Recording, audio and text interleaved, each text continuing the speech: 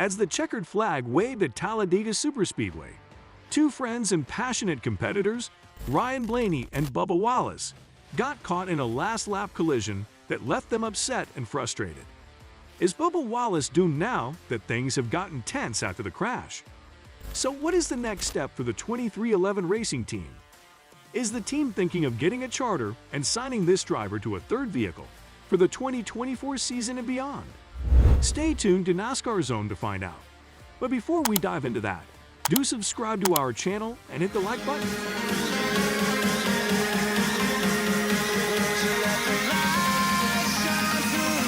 Bubba Wallace and Blaney have been friends for a long time, and their friendship has helped them to become successful in NASCAR. When the stakes were high at Talladega Superspeedway on Sunday, the two longtime friends shared the lead for almost half of the race. However, they made contact, which caused a double overtime rush that left both of them without a win.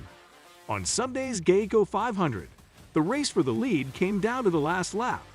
Wallace was in the lead when the white flag flew, and Blaney was right behind him. In turns 1 and 2, Blaney tried to make a charge toward the outside line, but Wallace blocked him several times to stop him. Blaney's number 12 Team Penske Ford and Wallace's number 2311 Racing Toyota kept bumping into each other, which led to Wallace's car turning into the outside retaining wall.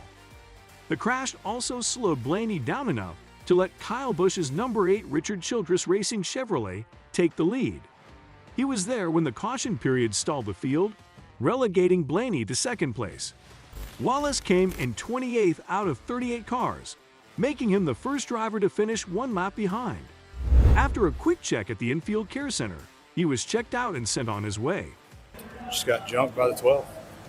Pulled a late block. Close block, and just sent us around. So not the 12's fault. Just I honestly thought that he would leave me high and dry coming back around, and so just hate it from the team, and that's how it goes. So that was our best by far play race that we've ever done. So hats off to the 23 group, Freddie up on top of the roof, and just a great day for us. Just a crap result. So hate it. I caused that one, and man, I thought it'd play out a little different. Obviously, not getting wrecked, but I thought the move would happen coming off to the trial. Blaney agreed with that story of what happened. I mean, it's hard to block in these cars, and I felt like he kind of triple moved on me. I can't really do that. You know, I mean, he blocked the middle, blocked the bottom, my top, and I'm there. I mean, I'm kind of there. So shame he got turned, but I mean, I don't know what else I can do besides slam on the brakes, and you can't do that. So I'm not blaming anybody. I mean, it's just hard racing. I mean, as the leader, I would have done the same thing, right? You're trying to block and maintain the lead. So, but as a second, I got to take every run I can get and keep my momentum. So, yeah, just one of those things that stinks. Both drivers have won at Talladega before, and both looked good at different times on Sunday.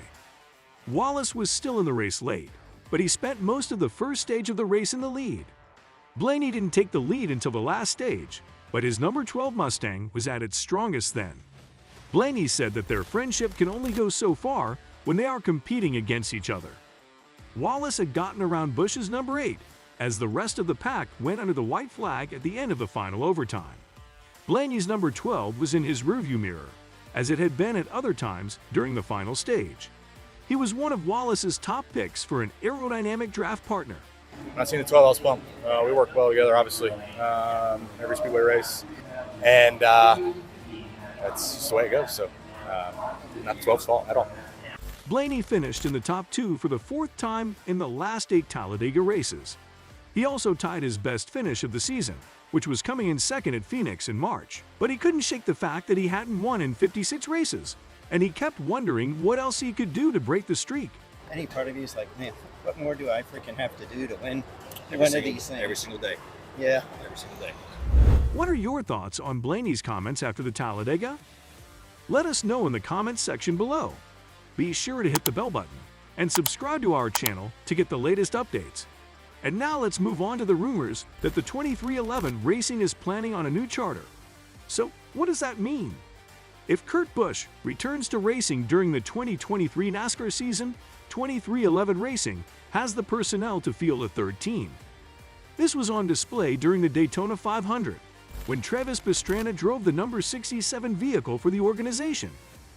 However, 23XI Racing should expand the program to include a third full-time vehicle in 2024 and pursue this rising NASCAR talent. There are numerous reasons to be optimistic about the future of 23XI Racing. The sky is the limit for the team, which is owned by NASCAR driver Denny Hamlin and NBA icon Michael Jordan, and it is expected to develop even more in the future. This might happen as early as the NASCAR season of 2024. Crew Chief Eric Phillips of 23XI Racing believes that having more cars is useful and hopes that the company can continue to work at fielding a third car. Who should the team pursue if it were to open a third full-time entry? It's a simple response. In the NASCAR Xfinity Series, John Hunter Nemechek drives the number 20 car for Joe Gibbs Racing and is considered the championship favorite. Nemechek has 2 victories already and leads the point standings by 21 points. The Xfinity Series driver is only 25 years old and is gearing up for a big season in racing. Indeed, the addition of Nemechek would not be unexpected given his previous experience with the team. Nemechek took over the number 23 car after Wallace was suspended for hooking Kyle Larson across a scorching straightaway at Las Vegas Motor Speedway. Nemechek qualified 4th at Homestead Miami Speedway after displaying incredible pace but finished 27th. The 25-year-old driver joined Kyle Busch Motorsports in the NASCAR Truck Series and is now following the Toyota Racing pipeline back to the Cup Series. Nemechek is expected to make the transition for the 2024 season, so this may be the organization's only chance. Toyota Racing intends to grow its Cup Series program beginning in 2024, and a third full-time vehicle for 23XI Racing may be the simplest way to do it. Nemechek is the ideal driver for the role if the team is willing to make that commitment. He continues to shine at the lesser levels, and who knows how many races the number 20 car will win this season. Nemechek would be a terrific fit for a variety of teams, so 23XI Racing should take the trigger and retain him in the Toyota camp. Which names would make sense for the team if 23XI Racing misses out on Nemechek or decides to go in a different path for a third car? Daniel Hendrick, who drives the number 11 car for Kaulig Racing in the NASCAR Xfinity Series, could be a strong fit for the team. Hendrick, 32, won the Xfinity Series Championship in 2021 and has previously worked with the team. After Ty Gibbs did not compete at Phoenix Raceway last season, the 32-year-old driver drove the number 23 car to an amazing 17th place result. Hendrick performed well in his Cup Series appearances during the 2022 season and could make a comeback. Michael McDowell is another intriguing option for 23XI Racing. McDowell, 38, has performed admirably for Front Row Motorsports since the debut of the next-gen vehicle and could be an appealing choice for a top team seeking a veteran. Before Reddick was bought out for the 2023 season, the 38-year-old was supposed to be on the shortlist for the number 45 vehicle, so it would not be altogether unexpected. McDowell deserves a chance with good equipment, and 23XI Racing might be that team. Josh Berry's performance for Hendrick Motorsports during Chase Elliott's comeback could net him a good ride in the Cup Series. Berry, 32, finished his 5 races with 1 top 5 finish, 2 top 10 finishes, and a 17.2 average finishing place. The 32-year-old driver currently drives for Chevrolet, but if 23XI Racing comes calling, it may be difficult to turn them down.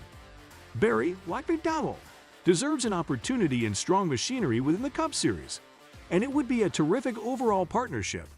If a third full-time car is added for the 2024 season, 23XI Racing will have plenty of options.